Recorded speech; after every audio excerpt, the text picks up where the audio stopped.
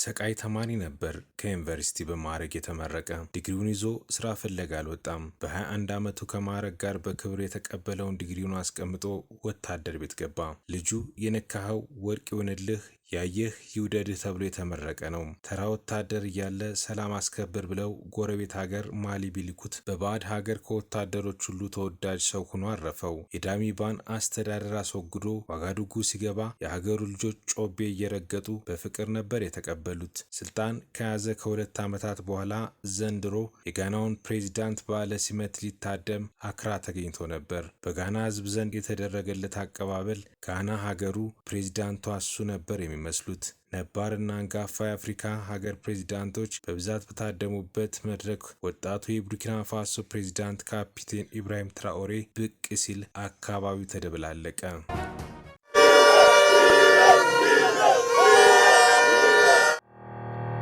አስደናቂው አቀባበል የተጀመረው ግን ገና አውሮፕላን እንደወረደ ነበር። በአውሮፕላን ማረፊያ ተገኝተው አቀባበል ባደረጉት አባቶች ፊት ላይ የጀግናው ልጃችን መጣ አይነት አፍሪካዊ የኩራት ስሜት በግልጽ ይታይ ነበር። የ34 ዓመቱ ወጣቱ ፕሬዚዳንት ካፒቴን ኢብራሂም ትራኦሬ ማንም ሳይጠብቀው ከሳህል በረሃ መሃል ድንገት ነበር የበቀለው።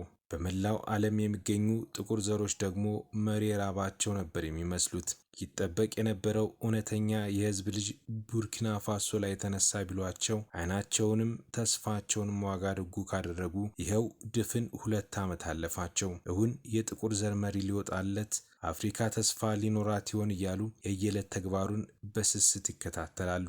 ትራኦሬ ለሀገሩ ያለው ፍቅርና ለህዝቡ ያለው ክብር ልዩ ምልክቱ ነው። የአፍሪካ መሪዎች የተካኑበትን ለልመና እጅ መዘርጋትን አምርሮ መጸየፉ፣ የባዕድ ሀገራት ተጽዕኖን መቃወሙ፣ የሚመራው ህዝብ በሰላም ብሎ መግባቱና በልቶ ማደሩ የሚያስጨንቀው ሰዋዊ የርኅራኄ ባህሪ ያለው መሆኑ የአፍሪካ የወደፊት ተስፋ፣ የጥቁር ዘር የመቻል ምልክት አስብሎታል። በሀገሩ ህዝቡ ይወደዋል። የመላው አፍሪካ ወጣቶችም በፍቅሩ ወድቀዋል። የጥቁር ዘር ባሉባቸው የዓለማችን ሀገራት ደግሞ ከክፉዎች ዓይን እንዲሰውረው ጸሎትም ድዋም ይደረግለታል። ኢብራሂም ትራኦሬ ታዋቂ ጄኔራል አይደለም። በቡርኪና ፋሶ የመከላከያ ሚኒስቴር ውስጥም ሀገራዊ ስልጣን አልነበረውም። መፈንቅለ መንግስት አድርጎ የፕሬዝዳንትነት መንበሩን የተቆጣጠረው በሰሜን እዝ ስር የ10ኛው ፈጥኖ ደራሽ ክፍለ ጦር አዛዥ ተደርጎ በተሾመ በዓመቱ ነበረ። ነገሩ እንዲህ ነው። ትራኦሬ ወደ ስልጣን ከመምጣቱ ከ8 ወራት በፊት እንደ አውሮፓውያን የዘመን ቀመር ጥር 21 ቀን 2022 ዓ.ም በሀገሪቱ ሲቪል አስተዳደር ላይ መፈንቅለ መንግስት ተፈጽሞ ሌፍተናል ኮሎኔል ሄነሪ ዳሚባ ስልጣን ተቆጣጠሩ። በማንኛውም ግንባር ላይ መስዋዕትነት እየከፈለ እንደሚገኝ ወታደር ትራኦሬም መፈንቅለ መንግስቱን ደግፈው ነበር። ምክንያቱ ደግሞ የሲቪል አስተዳደሩ የቡርኪና ፋሶን ሰላምና ደህንነት ማስጠበቅ አልቻለም የሚል ነበር። ችግሩ ግን በጦሩ ድጋፍ ስልጣን ላይ የወጡት ሌተናል ኮሎኔል የማይችሉ ሆነው ተገኙ። የአሸባሪዎች ጥቃት በበረታባት በቡርኪና ፋሶ ህዝቡን ለሞት ወታደሩም ለጥቃት ሲጋለጥ ኮሎኔሉ ቆፍጠን ያለ እርምጃ ወስደው ሀገራቸውን ከቀውስ ህዝባቸውን ከሞት ወታደሩንም ከእልቂት ይታደጋሉ ተብሎ ቢጠበቁም እርሳቸው ግን የፈረንሳይ ጉያ ስር ገብተው ይተሻሹ ያዙ። ለ8 ወራት ጠብቀው ተስፋ ሰጪ እንቅስቃሴ ያላዩባቸው ወጣት የጦር አባላት በበላዮቻቸው ተስፋ ቆርጠው እርስ በርስ በጥቅሻ ይነጋገሩ ጀመር። ኢብራሂም ትራኦሬ ደግሞ የጥቅሻ መምህራቸው ሆነ። ሙያ በልብ ያሉት ወጣቶቹ ፈጥኖ ደራሾችን 10ኛ ክፍለ ጦርና ሽብርተኝነት እንዲዋጋ በስውር የተቋቋመውን የኮብራ ኃይል ይዘው ድምፅ ሳያሰሙ ወደ ዋና ከተማዋ ዋጋዱጉ ገሰገሱ። የተቃወማቸው ጄኔራል ከፊታቸው የቆመ ሰራዊትም አልነበረም። ምክንያቱም ፊት ለፊት መጋፈጡን ፈርተውት እንጂ ሁሉም በመንግስት አቅመ ቢስነት ምክንያት አላስፈላጊ ዋጋ መክፈል ሰልችቷቸዋል። በዚህም ወጣቶቹ ቸፈረሴን እያዜሙ ዋጋዱጉ ገብተው መጀመሪያ ዋና ዋና የጦር ማዘዣዎችን ቀጥሎም ብሔራዊ ቴሌቪዥንና የሬዲዮ ጣቢያዎችን ተቆጣጠሩ። በዚህ ሁሉ መሃል ግን ጨዋነትን አላጓደሉም። ቤተ መንግስቱን ከበው በማዕረግም በስልጣንም የሚበልጣቸውን የቀድሞ አዛዣቸው የሆኑትን የሀገሪቱን ፕሬዚዳንት በክብር ከስልጣን እንዲለቁ በሀገር ሽማግሌዎችና በሃይማኖት አባቶች አስጠየቁም። የሰጡት የ48 ሰዓት የጊዜ ገደብ ተከብሮ ጥቅምት 2 ቀን 2022 ፕሬዚዳንቱ የማርያም መንገድ ተሰጧቸው በሰላም ቤተ መንግስቱን ተሰናብተው ሀገራቸውን ለቀው ወጡ። የቡርኪና ፋሶ ህዝብ ማን እንደሆነ እንኳን በቅጡ የማያውቀውን ወጣቱን መሪ በአፍሪካዊ የዋህነት ተስፋ ሰንቆ በደስታ ነበር የተቀበለው። መፈንቅለ መንግስቱ በመላው ዓለም ሲሰማ ግን ያው የተለመደ አፍሪካዊ የስልጣን ግልበጣ ነበር የተባለው። የፖለቲካ ተንታኞችም ስራ ቀሎላቸው ሰነበቱ። ለትንታኔ የማያስቸግረው ሳይጀመር ፍጻሜው የሚገመተው ከአፍሪካ ፖለቲካ ቲያትር ውስጥ የአንዱ ትዕይንት እንደተከፈተ ቆጥረው መጨረሻውን ይተነብዩ ጀመሩ። እየመጡ እንደሄዱት እየተቀበል እንደሸኘናቸው እንደተለመዱት የአፍሪካ መሪዎች ከህዝቡ ጋር የገባው ወረት ፍቅር ተሟጦ ህዝቡ የቃላት እሱም የጠመንጃ ቃታ የሚስቡበት ቀን ሲጠበቅ ግን ልጁ ግምቶችን እያፈለሰ መላምቶችን እያፈረሰ ሀገሩን ማንም ባልጠበቀው አዲስ ጎዳና ይመራት ጀመር። ድሉ እየጠነከረ ውሎው እየተዘገበ ወሬው ሲዛመት ዝናው ከሀገሩ አልፎ በመላው አፍሪካውያን ወጣቶች ዘንድ ናኘ። የኋላ ታሪካቸው የሚስባቸው፣ ጥቁርነታቸው የሚያስጠቃቸው የአፍሪካ የካሪቢያን ደሴቶች፣ የአውሮፓና የኤዥያ ጥቁሮች ታሪኩን ከሰሙበት ዕለት ጀምሮ ጆሮአቸውን ዋጋዱጉ ጥለው እያንዳንዷን ዜና በስስት ይከታተሉ ያዙ። እሱም አላሳፈራቸውም። መጀመሪያ ላይ ወጣትነቱ ከአፍሪካዊ መሪነቱ ጋር ተዳምሮ በስልጣኑ ምን ያክል ይምነሸነሽበት ይሆን ነበር ጥያቄው። እሱ ግን ሌላኛውን መንገድ መረጠ። ከአዲስ መኪና ጋር የሚነሳ ፎቶ ሲጠበቅ አዲስ የመኪና ፋብሪካ ያስመርቃል። ከየትኛው ሀገር ጋር ተሻርኮ የሀገሩን የወርቅ ማዕድን ያዘርፍ ይሆን ሲባል እንኳን ከነመሬቱ አሳልፎ ሊሰጥ ጥሬ ወርቅ ከሀገር እንዳይወጣ በሕግ ከልክሎ በሀገሩ ውስጥ የወርቅ ማቀነባበሪያ ፋብሪካ ይከፍታል። ወዲህ በሀገሩ በምግብ እህል ራሷን እንድትችል ስትራቴጂ ቀይሶ ለሀገሬው ገበሬ ትራክተር ያድላል። ወዲያ አንዴ ዱቄት አንዴ የቲማቲም ማቀነባበሪያ ፋብሪካዎችን መርቆ ይከፍታል። በግራና በቀኝ የመሰረተ ልማት ግንባታውንም ተያይዞታል። ቡርኪና ፋሶ ይሏት የሳህል ሀገር ማኅፀነ ለምለም ናት። ብትወልድ ቶማስ ሳንካራን ብትወልድ ኢብራሂም ትራኦሬን። የሁለቱ መመሳሰል ለሰው ተአምር ነው የሚመስለው። ቶማስ ሳንካራ እንደ አውሮፓውያን አቆጣጠር ከ1983 እስከ 1987 ቡርኪና ፋሶን ለ4 ዓመታት በፕሬዝዳንትነት የመራት ወጣት መሪ ነበር። ክፉዎች በአጭር ቀጩት እንጂ። ኢብራሂም ትራኦሬም ቁርጥ ቶማስ ሳንካራን ነው የሚመስለው። ሳንካራ በአፍሪካ ምድር ደግሞ አይፈጠርም የተባለለት ልክ እንደ ትራኦሬ ሁሉ በወጣትነቱ የቡርኪና ፋሶ ፕሬዝዳንት የሆነ በ4 ዓመታት ስልጣን ብቻ በቡርኪና ፋሶ ተአምር የተባለ ለውጥን አምጥቶ ለብዙ ሲጠበቅ ድንገት ድርግም ያለ የአፍሪካ መብራት ነበር። ሳንካራ በግፍ የተገደለው እንደ አውሮፓውያን አቆጣጠር ጥቅምት 15 ቀን 1987 ነበር። ልክ ሳንካራ በተገደለ በ5ኛው ወሩ ከሳንካራ ከትውልድ መንደር በ200 ኪሎ ሜትር ርቀት ላይ ኢብራሂም ትራኦሬ ተወለደ። ከዚህ በኋላ ያለው የህይወታቸው መመሳሰል ቡርኪና ፋሶ ታላቁ ልጇ ቶማስ ሳንካራ ስለተገደለባት በቁጭት ኢብራሂም ትራኦሬን የወለደች ነው የሚመስለው። የሁለቱን ወጣት መሪዎች አስደናቂ መመሳሰል በንጻሬ እናሳያችሁ። ቶማስ ሳንካራ በሂሳብ እውቀቱ የተመሰከረለት ቀለም የዘለቀው የሊሴ ተማሪ ነበር። ኢብራሂም ትራኦሬም ባለፈበት ሁሉ እዩት ጎበዙ ልጅ የሚባልለት ከመጀመሪያ ደረጃ እስከ ዩኒቨርሲቲ በደረጃና በማዕረግ የዘለቀ የቀለም ቀንድ ነው። ቶማስ ሳንካራ በ17 ዓመቱ ወታደራዊ ስኮላርሺፕ አግኝቶ ፒኤምኬ የተሰኘውን የወታደር ማሰልጠኛ ካምፕ ተቀላቅሏል። ኢብራሂም ትራኦሬም የዩኒቨርሲቲ ትምህርቱን በማዕረግ እንዳጠናቀቀ በ21 ዓመቱ ዲግሪውን አስቀምጦ ቶማስ ሳንካራ በሰለጠነበት ወታደራዊ ማሰልጠኛ ገባ። ቶማስ ሳንካራ በ20 ዓመቱ ተጨማሪ የውትድርና ትምህርት ከአፍሪካዊቷ ሀገር ማዳጋስካር ተልኮ 3 ዓመታትን በዚያው አሳልፏል። ኢብራሂም ትራኦሬም ወደ አፍሪካዊቷ ሀገር ሞሮኮ አቅንቶ የጸረ አውሮፕላን ትምህርቱን ተከታትሏል። ቶማስ ሳንካራ በ33 ኢብራሂም ትራኦሬም በ34 ዕድሜያቸው የቡርኪና ፋሶ ፕሬዝዳንት ሆኑ። ሳንካራ ቅኝ ገዢዋ ፈረንሳይ በቡርኪና ፋሶ ሕዝብና በመንግስት ላይ ታደርሰው የነበረውን የበዛ ተጽዕኖ ያንገበግበው ነበር። ስራውን የጀመረውም መሬት ላራሹን በማወጅ ነው። በፈረንሳይ ባለሀብቶችና አብረዋቸው በሚሰሩ ጥቂት ባለሀብቶች ቁጥጥር ስር የነበረውን መሬት ነጥቆ ለሀገሩ ምስኪን ገበሬዎች አከፋፍሏል። ፈረንሳውያን እንዳሻቸው የሚፈነጩበትን የሀገሩን የማዕድን ማውጫዎችን ወርሶ የህዝብ ንብረት አደረጋቸው። ለሀገሩ በፈረንሳይ የወጣለትን አፐር ቮልታ የተሰኘውን ስም ሰርዞ ዛሬም ድረስ የምትጠራበትን ቡርኪና ፋሶ የሚል አዲስ ስም ሰጣት። ቡርኪና ፋሶ የኩሩና ታማኝ ህዝቦች ሀገር የሚል ትርጉም አለው። በእግሩ የተተካው ካፒቴን ኢብራሂም ትራኦሬም ሰላም ሊያስከብሩ ገብተው የሀገራቸውን ጥቅም ሲያስከብሩ የከረሙ የፈረንሳይ ወታደሮችን ከሀገሩ በማባረር ስራውን ጀመረ።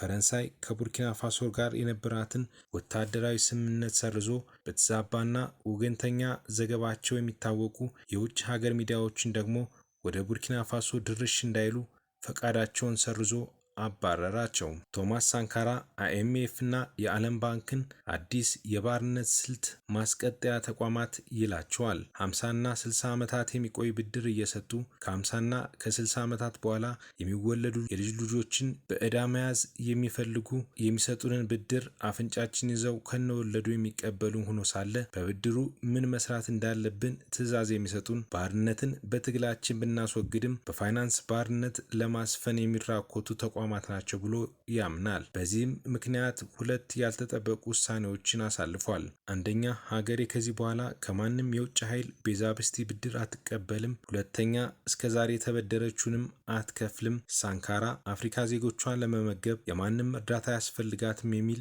የጸና አቋሙን የአፍሪካ መሪዎችም እንዲጋሩት የሚችለውን ሁሉ አድርጓል። ለኢትዮጵያን የዘመን አቆጣጠር በ1987 አዲስ አበባ ላይ በተደረገው የአፍሪካ አንድነት ጉባኤ ላይ ተገኝቶ የአፍሪካ መሪዎችን እንዲህ ነበር ያላቸው። አፍሪካ በግፍ የተጫነባትን ዕዳ መክፈል የለባትም። እኔ በቡርኪና ፋሶ ይህንን ወስኛለሁ። ሌሎቻችሁም ይህንን እንድታደርጉ ጠይቃችኋለሁ። ይህንን ማድረግ ካልቻላችሁ ግን ከዚህ በኋላ የአፍሪካ አንድነት ድርጅት ስብሰባ ላይ አልገኝም። አንድ ላይ መቆም ካልቻል አንድ ላይ መሰብሰብ ምን ያደርግልናል? የሳንካራ አቋም መድረክ ላይ በጠንካራ ቃላት፣ መሬት ላይ በጠንካራ ተግባር የታገዘ ነበር። ቃሉን የሚያከብር ሀቀኛ መሪም ነው። የማንንም እርዳታ ሳይቀበል በተግባር ቡርኪና ፋሶን የምዕራብ አፍሪካ የዳቦ ቅርጫት ሲያደርጋት ከ4 ዓመታት በላይ አልፈጀበትም። እጅግ ውጤታማ የግብርና ፖሊሲ ቀርጾ የሀገሩን ገበሬዎች አስተባብሮ በልተን ለማደር የምዕራባውያንን እርዳታ ያስፈልገንም ባለ በ4ኛ ዓመቱ ቡርኪና ፋሶ በምግብ እህል ራሷን እንድችል አደረገ። መጀመሪያ የሀገሩን ገበሬዎች የመሬት ባለቤት እንዲሆኑ በማድረግ የሚታረስ የመሬት መጠን እንዲጨምር አደረገ። ቀጥሎም ኤክስፖርት ከሚያደርጉት ይልቅ በሀገር ውስጥ ለምግብነት ለሚውሉ ሰብሎች ቅድሚያ ተሰጥቷቸው እንዲመረቱ ወሰነ። በየአካባቢው ትናንሽ የመስኖ ግድቦችን ገነባ። ገበሬዎች የዝናብ ውሃ አጠቃቀም ላይ እውቀት እንዲኖራቸው ትምህርት ሰጠ። ምርታማነትን የሚያሳድጉ ዘመናዊ ቴክኖሎጂ ለገበሬዎች በነፃ እንዲቀርቡ አደረገ። በዚህም ምርት ሲጨምር ምርታማነትም በእጥፍ አደገ። የተመረተው ምርት እንዳይባክንም ዘመናዊ የማከማቻ ቴክኖሎጂዎችን አስገነባ። ዋና ከተማዋ ዋጋዱጉ ምርት ከሚመረትባቸው ግዛቶች ጋር በባቡርና በመንገድ መሰረተ ልማት እንድትገናኝ አደረገ። ይህም ገበሬዎች ምርታቸውን በቀላሉ ወደ ከተማ ልከው ጥሩ ገቢ እንዲያገኙ አደረገ። ከተሜዎችም ያለ ችግር ትኩስ ምርት ሸምተው እንዲመገቡ አስቻለ። በሳህል በረሃ መሃል በሙቀት የምትንገበገበውን ቡርኪና ፋሶ ከድርቅ ተጽዕኖ ለመታደግም 10 ሚሊዮን የዛፍ ችግኞችን አስተከለ። በመሃይምነት ላይ ሀገር አቀፍ ዘመቻም ከፍቶ በ4 ዓመት ውስጥ ብቻ የተማሩ የሀገሩን ዜጎች በቁጥር በእጥፍ አሳደገ። የሳንካራን ዱካ እየተከተለ የሚረግጠው ትራኦሬም ባለፉት 2 ዓመታት እንደታየው የሳንካራን አቋም ቃል በቃል እየደገመ ትግበራውንም እግር በእግር ተያይዞታል። ትራኦሬ ልክ እንደ ሳንካራ ሁሉ ለቃሉ ታማኝ ነው። በወሬ ጮቤ አስረግጦ በተግባር ሳይፈጽም አይገኝም። ስልጣን ላይ በቆየባቸው 2 ዓመታት ብቻ ከህዝቡ ፍቅርን፣ ከአፍሪካውያን ክብርን፣ ከዓለም ባንክም ኢኮኖሚውን በማሻሻላቸው ምስክርነትን የተሰጣቸው በርካታ ስራዎችን መከወን ችሏል። ግብርናውን ማዘመን፣ ተፈጥሮ ሀብትን ለሀገር እድገት መጠቀምና ኢንዱስትሪውን ማስፋፋት ቀዳሚዎቹ ናቸው። የቡርኪና ፋሶን ኢኮኖሚ በመደገፍ በኩል ተፈጥሮ ሀብት፣ ግብርናውና ወርቅ፣ ከግብርና ደግሞ ማሽላ፣ ሩዝ፣ ቲማቲምና ጥጥ የአንበሳውን ድርሻ ይይዛሉ። ወርቅ የቡርኪና ፋሶ ኢኮኖሚ የጀርባ አጥንት ነው። ሀገሪቱ በአፍሪካ በወርቅ ምርታቸው ከሚታወቁ 5 ሀገራት መካከል አንዷ ናት። ሆኖም የወርቅ ማዕድኗ አንደኛ ተጠቃሚዎች ግን ከቀደሙት መሪዎች ጋር መልካም ግንኙነት የነበራቸው የካናዳ፣ የአውስትራሊያ፣ የእንግሊዝና የራሻ ከቅርብ ጊዜ ወዲህ ደግሞ የቻይና ካምፓኒዎች ናቸው።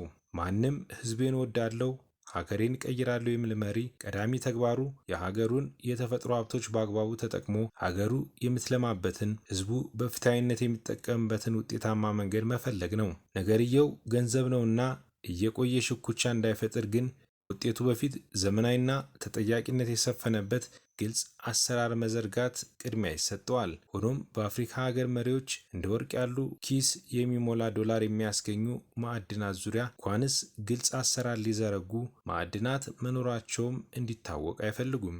ምን ያክል ተመረተ፣ ምን ያክሉ ተሸጠ፣ ስንት ብርስ አስገኘ የሚሉትን እውነተኛ መረጃ የሚያውቁት የቤተ መንግስቶቹ ሰዎች ናቸው። በዚህ ረገድ ትራውሬ የሚወደስ አቋም አለው። ከዚህ ቀደም ግልጽ ባልሆነ መንገድ ከሀገር እየወጣ በውጭ ሀገራት ይቀናበር የነበረው የቡርኪና ፋሶ ወርቅ ከሀገር እንዳይወጣ ከማዘዝ ጀምሮ በ11 ወራት ውስጥ ብቻ እጅግ ዘመናዊና በቀን 4000 ኪሎ ግራም በዓመት ደግሞ 146 ቶን ወርቅ የሚያቀናብር በሀገሩ የመጀመሪያ የሆነ የወርቅ ማቀነባበሪያ ፋብሪካ ገንብቶ አስመርቋል። የግብርናውን ዘርፍ በማሳደግም ሀገሩ በምግብ እህል ራሷን እንድትችል ለማድረግም ከፍተኛ በጀት መድቦ ለአርሶ አደሮች መካናይዝድ እርሻ የሚከናወንባቸውን ትራክተሮች፣ በእጅ የሚገፉ የእርሻ ማሽኖችና የውሃ መሳቢያ ሞተሮች እንዲሁም ምርታማነትን የሚያሳድጉ ምርጥ ዘርና ማዳበሪያ ለገበሬ አበርክቷል። እንደ አብዛኞቹ የአፍሪካ ገበሬዎች ሁሉ የቡርኪና ፋሶ ገበሬዎችም ምርታማነትን ከማሳደግ ያለፈ ዘርፈ ብዙ ችግሮች አሉባቸው። ያመረቱትን ምርት የሚያጓጉዙበት ሎጂስቲክ፣ የሚሸጡበት ገበያና ምርቶቻቸውን ተቀብሎ የሚያቀናብር ኢንዱስትሪ አለመኖሩ ተጠቃሾች ናቸው። ኢንዱስትሪ በአካባቢያቸው ቢገነባ ግን ምርቶቻቸውን በጥሩ ዋጋ እንዲሸጡ የተማሩ ልጆቻቸውም በፋብሪካ ውስጥ ተቀጥረው እንዲሰሩ ያደርጋል። መደበኛ ዜጎችም ጥሬ ዕቃውን አውሮፓና ኤዥያ ተልኮ ተቀነባብሮ ሲመለስ ያለቀለት ምርትን ለመግዛት የሚያወጡትን ከፍተኛ ገንዘብ አስቀርቶ በተመጣጣኝ ዋጋ የሀገራቸውን ምርት እንዲጠቀሙ ያስችላቸዋል። ቡርኪና ፋሶ በቲማቲም ምርቷ እንደምትታወቅ ነግረናቸዋል። ሆኖም ለመበላሸት ሰዓታት ብቻ የሚበቁት የቲማቲም ምርት ገበያ ሳይደርስ ማሳ ላይ የተበላሸባቸው ለተቸገሩ የሀገሩ ገበሬዎች ትራውሬ የምስራች ይዞላቸው መጥቷል። እንደ አውሮፓውያን አቆጣጠር በ2024 የመጀመሪያውን ታህሳስ 16 ቀን 2024 ደግሞ ሁለተኛውን የቲማቲም ማቀነባበሪያ ፋብሪካዎችን ከፍቶላቸዋል። የቲማቲም ማቀነባበሪያዎቹ የግለሰብ ፋብሪካዎች አይደሉም፣ የመንግስት ባለቤትነትም የለባቸውም። የፋብሪካዎቹ ባለቤቶች ራሳቸው ቡርኪናዎች ናቸው። እንደ አውሮፓውያን የዘመን ቀመር በ2019 ፕሮጀክቱን የነደፈው ስኩፕሴ የተሰኘ የሀገሪቱ የህብረት ሥራ ማህበር ነበር።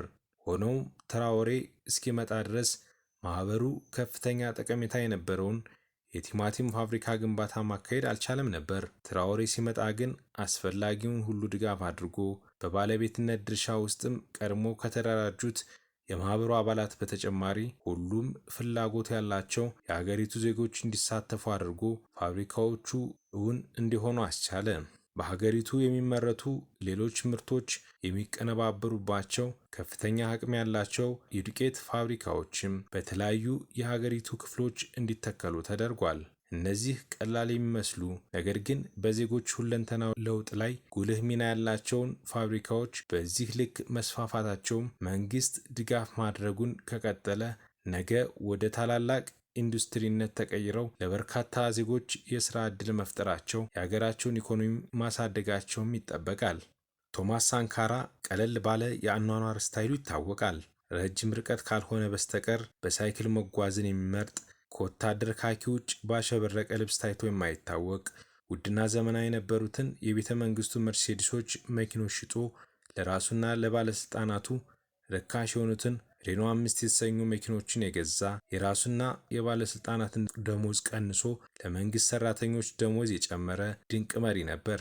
ሳንካራ በግፍ ከተገደለ በኋላ ቤቱን ለመፈተሽ የመጡ ወታደሮች በቤቱ ያገኟቸውን ንብረቶች የተመለከቱት ሰዎች ምን ያክል ንጹሕ መሪ እንደነበረ በሐዘን መስክረዋል። በፍተሻ ወቅት ቤቱ የተገኙ ንብረቶች አብዛኛውን ጊዜ ለጉዞ የሚጠቀምበት አንድ ሳይክል፣ ሙዚቃ የሚጫወትበት አንድ ጊታር፣ አንድ የምግብ ማቀዝቀዣ ፍሪጅ፣ መጽሐፍና ዘወትር የሚለብሳቸው በቁጥር የሚጠቀሱ የወታደር ካኪዎች ነበሩ። ኢብራሂም ትራኦሬ ሕይወቱን የሳንካራን ነው የሚመስለው። ከውድ የአውሮፓ ሱፎች ይልቅ ከአጃቢ ወታደሮቹ እኩል የወታደር ካኪ የሚለብስ፣ ከአጃቢዎቹ ጋር ሲታይ በመልክ ለይተው ካላወቁት በስተቀር ፕሬዚዳንቱ የትኛው እንደሆነ የማይለይ፣ እስካሁንም በወታደርነት ያገኝ ከነበረው ደሞዝ ላይ ለራሱ ደሞዝ ያልጨመረ፣ ተነጥሎ መታየትን የማይፈልግ መሪ ነው። ሳንካራ የሀገር ደህንነት የሚጠበቀው በሕዝቡ ነው ብሎ ያምናል።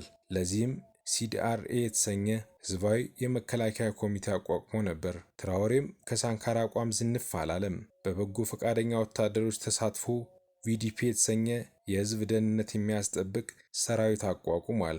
ሳንካራ በሰው ልጅ እኩልነት ብቻ ሳይሆን በጾታ እኩልነትም መርሁ ይታወቃል። የግዳጅ ጋብቻ እንዲቀር፣ ሴቶች ከወንድ እኩል እንዲከፈላቸው እና ወደ አመራርነት እንዲመጡ በማድረግ ስልጣን ላይ በቆየባቸው 4 ዓመታት ውስጥ ብቻ እስከ ዛሬ በምሳሌነት የሚጠቀሱ ተግባራትን አከናውኗል።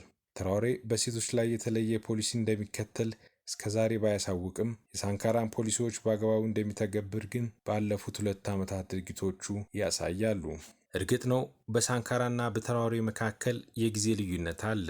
በአንዳንድ ፖሊሲዎች ትራኦሬ ከሳንካራ የተለየ መንገድን ይከተላል። ለምሳሌ የውጭ ተጽዕኖን ቢቃወምም ማህበራዊ ሚዲያ ላይ እንደሚወራው ግን ትራኦሬ የአይኤምኤፍን ብድር አልፈልግም ስለማለቱ ምንም አይነት ተጨባጭ መረጃ አይገኝም። በተቃራኒው ታህሳስ 19 ቀን 2024 አይኤምኤፍ ባወጣው ሪፖርት መሰረት ቡርኪና ፋሶ $31.4 ሚሊዮን ብድር ከአይኤምኤፍ ተቀብላለች።